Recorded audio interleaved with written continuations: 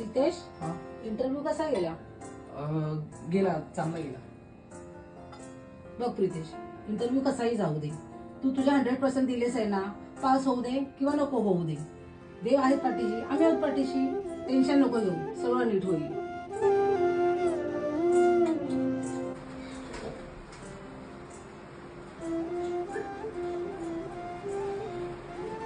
कुठे निघालाय?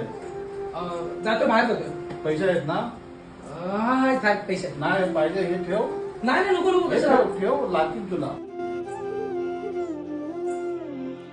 रितेश, अरे डबा विसरलास, हा. घे आणि वेळेवर जेव. अरे हेल्मेट पण विसरलास. हा नीट जा. हो, चला येतो मी. अरे प्रितेश, हा, पंढरपूरला नाही गेलास? पंढरपूरला का? अरे आषाढी एकादशीला. अरे माझं विठोबा रखुमाईचं दर्शन केव्हाच झालं.